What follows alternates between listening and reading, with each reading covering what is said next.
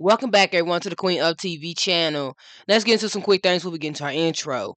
First, please watch the video to the very end and do not forget to like, comment, and subscribe. Second, there will be cursing and profanity. If that's not your cup of tea, the show is not for you. Third, I'll be giving my honest opinion about the episode and the show as a whole. And lastly, this is my work shirt. I do have to go to work, so we're going to do our best to rush into this, and this community post will be put down today about the posting. Now, intro. Welcome, everyone. I'm your host, the Queen herself, and you are the Prince and Princesses. You're either a subscriber or you are a viewer. Either way, welcome. Today, we're talking about H2O Season 2, Episode 15. Irresistible. We start off this episode at the Juice Net Cafe. Cleo's trying to enjoy her juice, but Nate decides that he wants to sing for her, and it is god awful. Okay, she does not want to be with him, nor does she care to even talk to him. She tries to leave, but he tries to convince her to try out dating him. She says that if she tried that, she would probably need to go get her feelings checked. She leaves, and we see that Ash has returned with a bunch of fruit. He tells Emma he had a good day at their date last night, and she said she did too, and he was wondering if they could try it again. They're having a pleasant conversation, but it is still kind of awkward because this is the first time that they've started a somewhat relationship. He isn't a boyfriend yet. They're just dating. Hold on one second. What is it? Bro, you're gonna have to wait till I finish making this video.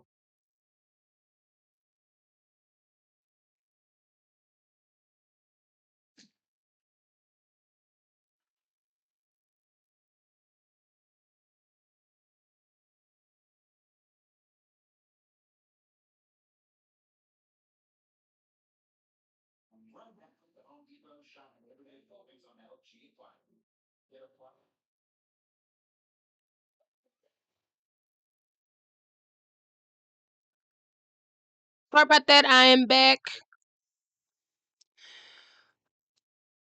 So after the awkward conversation between Emma and Nate, we cut to Lewis and Zane. Zane comes to Lewis with a question. If he knows anything about ambergris. Now, ambergris is whale poop, and it has the ability to attract mermaids. Lewis says that it's a myth, but not really because it is very hard to find and very rare.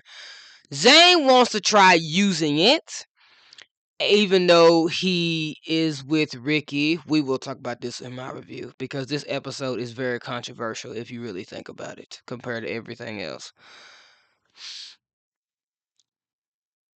Lewis asks Zane to give him one example of why he would want to use this. He lets him know that he could use it on Cleo, and Lewis says no, him and Cleo ancient history, that he has a new girlfriend.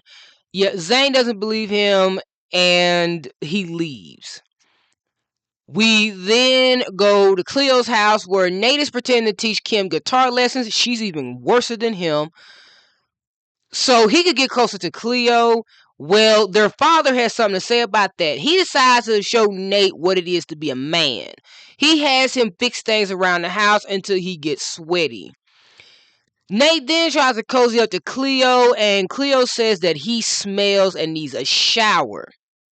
He tries his move on her again, but she kicks him to the curb and tells him to leave, letting him know that she'll never be interested in him, making her father very proud. We go back to Zane and Lewis because Zane has found the damn ambergris online. How? And why would they be selling it? Apparently, ambergris is something they used in all perfumes, so I don't know how long ago this was or if they have stopped, but the fact that they put whale shit in perfume is a problem. Please tell me that they only did this in Australia and not everywhere else. Because I will be not using any perfume at this rate, if that's the case. So Zane decided to test it out by spraying it in the air away from him and Lewis so they could take a whiff. And it smells disgustingly awful. And they both fight over it because Zane doesn't want to hold on to it and he accidentally ends up spraying it on Lewis, who now stinks of the stuff. And the smell is unbearable to the both of them. Charlotte shows up, and I'm gonna give a quick note about Charlotte in the review about her outfit choice this episode. She doesn't like the smell either, and tells Lewis that there's no way she's going on a lunch date with him smell like that, and she abandons him. He chases after her while Zane leaves the ambergris on the table. Nate comes back to Juice Net Cafe where he finds it. He smells it and somehow it ain't that terrible to him. He sprays it all over his damn body. All over himself. And as you can imagine, it stinks. Because everybody in the Juice Snack Cafe bolts. They leave. They can't stand the smell.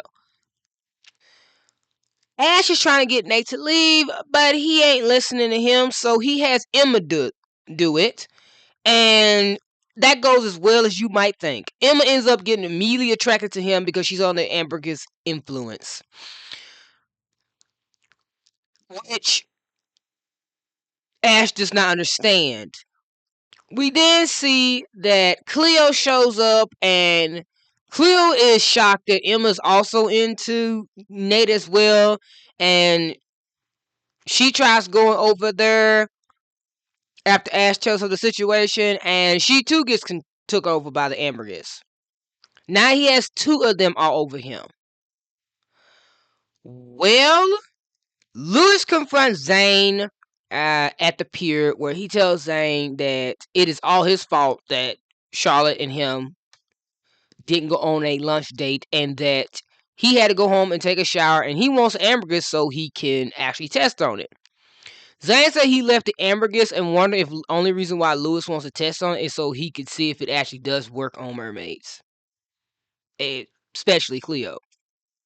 He says no. He says that he is with Charlotte now and that him and Cleo are ancient history. He says to Lewis that he has been hearing some rumors, and Lewis immediately gets intrigued and wants to know what rumors he has heard.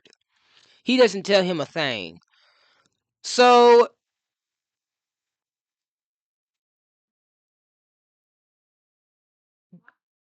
they both leave to go get the ambergris, which is at the Juice Net Cafe. My food is over here, by the way.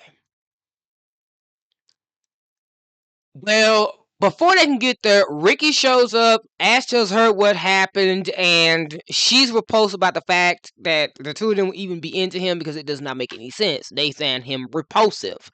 She goes over there and gets taken over by the ambergris. By the time they get there, Ash witnessing all three girls all over Nate being in more disbelief than the next. Trying to get Nate out. The smell is god awful. The man is putting a towel over his nose. He goes outside, and when he meets up with Zane and Lewis, he tells them what's going on with the girls. Zane apparently frowns when he hears that Ricky is all over him, and Lewis finds it funny until he hears that Cleo is also all over Nate. They both go in there and realize it is the ambergris. And when they're in there, they see the girls ridiculously dancing around Nate in a circle with towels, making goofy faces, and on top of that, he's playing his awful guitar playing and trying to sing. Quick note. The actress who played Ricky was at the time dating Nate's actor. And they did eventually get engaged, but the engagement did get called off. So this was her boyfriend at the time during all this filming in season 2. So they were at this point dating. So she was actually with him. They try to convince Nate that the girls are not into him and get him away from the girls. We see them take Nate to the pier where they confront him about what's really going on. They don't tell him about the ambergris, of course, but they're trying to convince him the girls are not interested in him. He shows his true colors, and somehow Zane continue to be friends with him. But then again, Zane's no better himself in this episode. He tells the both of them that they're jealous because he got all three girls all over him and that they want him and not them anymore.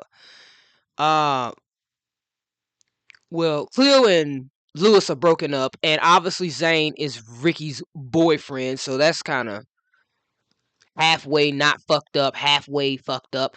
But I digress. When the girls are away from him, the ambergris actually wears off. Ash confronts Emma, who is confused as to why Ash is acting all weird and she doesn't understand what he's upset about.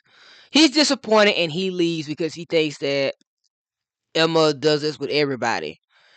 When the girls go back to the pier trying to figure out what is going on and why Ash is acting so weird, they run back into Nate and yet again they get taken over by the ambergris and they go to the beach with him.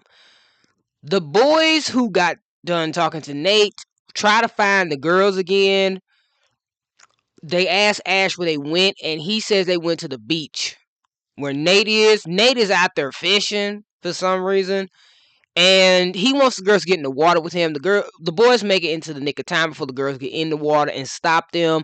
Nate jumps in, and we see him being washed over with the salt water because the salt water actually washes the ambergris off of him. The girls' control over him, his control over the girls is over. The guys tell the girls that they were attracted to Nate, which leaves them confused as to why they would be attracted to Nate. Nate comes back in the water, upset and pissed off, telling the guys that he tried to tell them the girls are not interested anymore and they want to be with him. And the girls are in complete shock. Well, before they can actually find out the full story, they end up getting wet when the wave washed over all on their feet and they have to get in the water and Nate thinks that's a win. The girls do leave and Lewis says to him that if you think those girls are into you, you are truly an idiot. Nate decides not to insult him because he thinks he got three girls waiting for him. Well, he realizes real quick that the girls did not come back out the water and that they actually abandoned him. As the guys leave and they're at the pier and Lewis has a look at the ambergris and Zane is wondering if Lewis is going to keep it. Um, Lewis says that he's not going to use it because it's not right to use that against the girls or Cleo for that matter because it wouldn't really be their actual feelings. It would be Cleo's actual feelings. She just would not have a will in making that decision, basically, is what he's saying. It wouldn't be her choice. It wouldn't be any of their choices for that matter. And he declines. He's not going to use it. Charlie shows up and asks Lewis if he's still going to use that stinky perfume. He says no, and he pours it in the water. I would have sent that back and got my money back. I wouldn't pour it out because it's in the water. So now, what if the girls smell it? But luckily, it's like salt water. And I'm guessing the ambergris will just wash away. It wouldn't really have an effect anymore. We see the girls at Mako, and they are gross completely out. And they're wondering if they even kissed him. Ricky said she got to disinfect her mouth just in case. Emma didn't realize why Ash was acting so weird. She goes to Juice Net Cafe where she tries to explain to him what's going on, and they're able to smooth things over. And he asks her if there's anything else she needs to tell him, anything weird at all. And she says no. Still hiding the fact she's a mermaid. So let's jump to my review. Um, yeah, let's call the elephant in the room. This is actually wholeheartedly. This is the episode where you can compare episode 6 in season 1, episode 2 of season 2,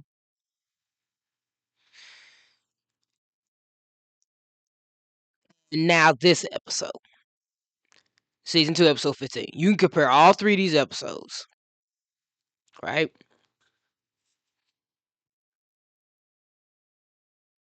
Well, take that back. Just season 1, episode 6, and season 2, episode 15. You can compare them two.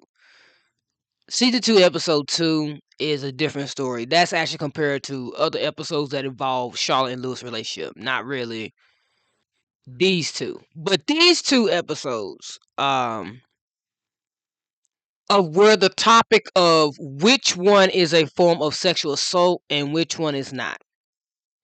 Comparing this episode to season 1, episode 6, this episode is a sexual assault episode. Because the girls are under the influence of something that is making them do things that they would not actually do. This is different than the full moon. Because at least with the full moon, it's not forcing them to date people. The moon is obviously attracting them to certain guys that they are already attracted to. So it's not forcing romantic feelings upon them that they don't have. The ambergris, however, is an opposite effect. It is forcing feelings that they do not have for a person onto them, forcing them to do things that they would never do. And in some defense, only a small defense actually, of Nate, he did not know that the ambergris was making them do this. That does not take away from what he was already doing this episode and what he would have continually to done this episode. But when it comes to the ambergris, he is at no fault. I give fault mainly to Zane and only a small part to Lewis. And that small part to Lewis is that Lewis did not call, text, or even warn the girls about the fact that there was a such thing called ambergris that could force control over them. And that Zane thought this and have this in his possession. Because then if he had told them that, hey, if you're around someone that's stinky, like there's a claim that they smell, do not get close to them because it's the ambergris and it attracts mermaids. Because I really think that if he at least told one of the girls, they could have told the other two and they could have realized they should have stayed away from Nate until they were able to wash him off of the smell and then got rid of that ambergris. And the fact that he didn't, and he was more focused on trying to analyze it, is shameful to me. Because Lewis didn't say anything. And somehow, after this, the girls kept being friends with Zane and Lewis. Like I said, I will give Lewis some points here. He wasn't going to use it against Cleo. He knew it was wrong, and that message that he sent meant that he believed in consent. My issue with him in this episode is that he should have told them. He should have warned them what was happening. And he didn't do that, not one time. Zane could have pulled Nate away himself, and Lewis could have stayed behind and told the girls. After the ambergris word off, he decided to go with Zane to convince Nate, of all people. Let Zane do that. You stay behind and you tell them what happened. And you tell them how it's happening. So Emma can explain herself to Ash. And then y'all can figure out a plan how to get this shit off of him. On top of that, he should have warned them the first moment that Zane came up to him and asked him about the ambergris. He has so many opportunities to say anything to them and did not. So basically, he let this happen to them. And he could have stopped it at any given time. Him and Zane could have warned all three of them, but didn't. And the fact that Zane mindlessly left that ambergris out in the open is crazy to me. So now that we're done talking about where Lewis was wrong, let's talk about where Zane was wrong in this episode. Zane has lost any respect at this moment, okay? I don't give a care what people say in the comments. Everybody talking about how season 3 ruined Zane's character. No, it didn't. Because Zane is still showing the same messy ass behavior that he was having and displaying in season 1. First of all, let's get some things correct. When he came back in episode 3, he literally tried to convince Ricky to get back together with him, and she kept telling him no. Yeah, she was in Cleo's boat. She was denying her feelings, but no means no at the end of the day. He went as far as to fake himself being damn near injured just to make her feel sorry for him, to land a kiss on her. She had every right to be mad at him. Then we got the 11th episode, right?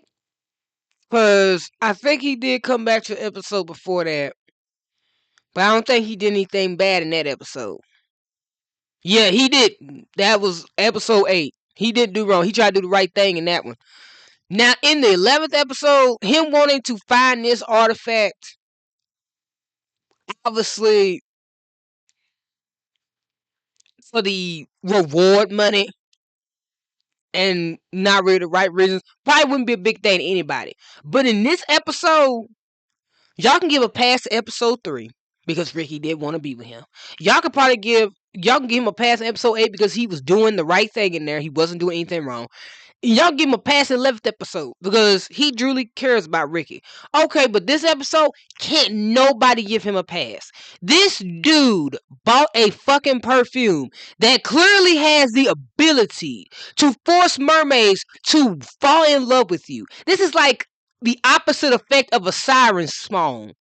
A siren singing can literally make a man be infatuated with her with no control of himself. Same thing. A form of sexual assault. This man had no choice. He's being taken advantage of. He's under the influence of something that he cannot control. Okay, so now we have the woman situation where there's a perfume that can force a mermaid, or hell, at this rate, it could force probably mermen. We don't never know. Hell, we never know. Who knows? They probably didn't want to bring that back for Mako mermaids. And if they did, we probably would have saw what it would have done to a merman. But we ain't even got to that demographic where we start having mer people a part of the LGBTQA plus community yet. So the fact that this has the ability to force them into doing things they don't want to do and have feelings for someone they don't have, and he bought this. At this rate, can you defend him? No, you cannot defend him, nor can you say season 3 ruined his character. Because in this episode, at this rate, this is why I said I never liked Zane. And this episode proves it. He still has not changed. You understand, nobody can fully change. But at the end of the day, you got to change a whole lot more than what you have. At least have a little bit of selfishness. Not a whole fucking lot of selfishness, and only show some type of growth. Show a full-fledged growth. Let majority of yourself have growth. Where is the growth?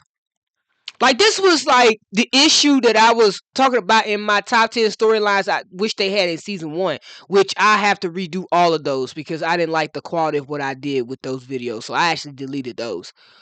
But the fact of the matter is this. What Zane did was wrong. What Lewis not saying anything was also wrong. Now let's talk about the things that Nate was doing wrong. Yeah, he didn't know about the hamburgers. That's fine. But he's still trying to make moves on Cleo even after she has constantly rejected him. His disrespecting her boundaries. And he keeps on doing it, right? He does it twice in this episode. Same thing that happened in episode 4. Like I said, he's gonna do this again. He's gonna do this again. We already seen how sexist he was in season 1 when he told her to wear something short and tight. Now we're seeing in episode 4 where he apparently is pretending to be this guy that he's not, that he's sweet and nice. He got a soft side to him just so she will date him. And then we have this episode where she's telling him, no, I don't want to date you. I don't want to be around you. And he goes to her house trying to teach lessons to her little sister just so he can spend time with her. If her dad had not been there,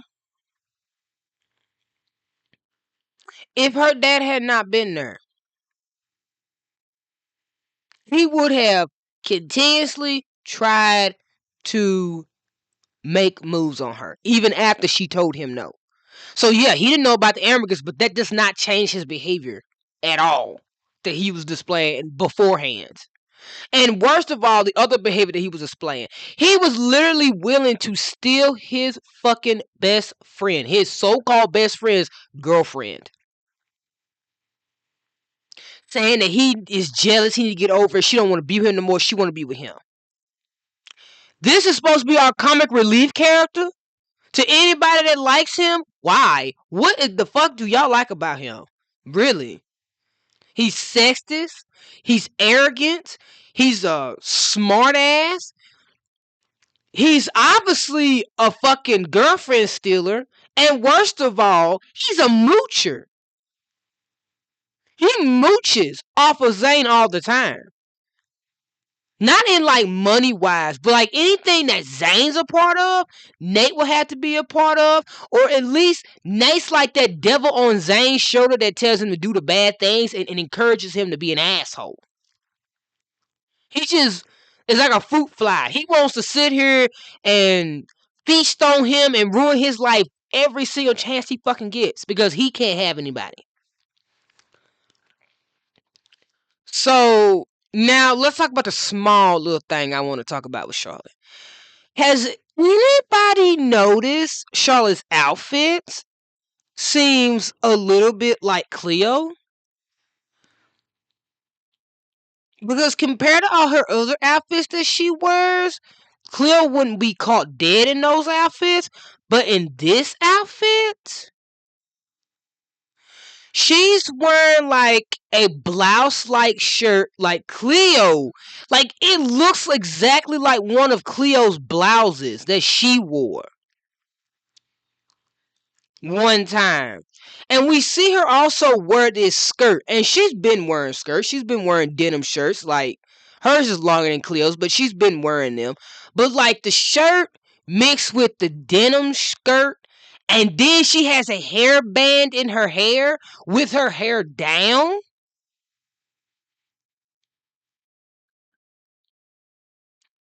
She looks like Cleo. I don't know. What do you guys think? Do you think that Charlotte looks like Cleo? And also, what do you guys think about the behavior that was displayed in this episode between all three of the guys? Like, who do you think is in the most wrong? Who do you think is in the right in this episode? Compared to, like I said, forget what I said about episode 2 this season. No, I'm getting that mixed up with Charlotte and Lewis's decision because obviously they're in this episode. So scratch that for another time when we talk about that compared to other episodes when I talk about their separate videos. But like, what do you guys think? Because to me, Zane is the most in the wrong. Lewis is only in the wrong because he didn't warn the girls, and Nate is only in the wrong this episode for trying to constantly make moves on Cleo even after she rejects him constantly. So that's all I got for you guys today. I hope you have a wonderful day. I hope you have a blessed day. So we're on to this next and last episode for today. So if anybody has not told you today, I'm telling you I love you, and I will see you guys in the next video. Because you already know this ain't the last time we'll see each other again. Bye, guys.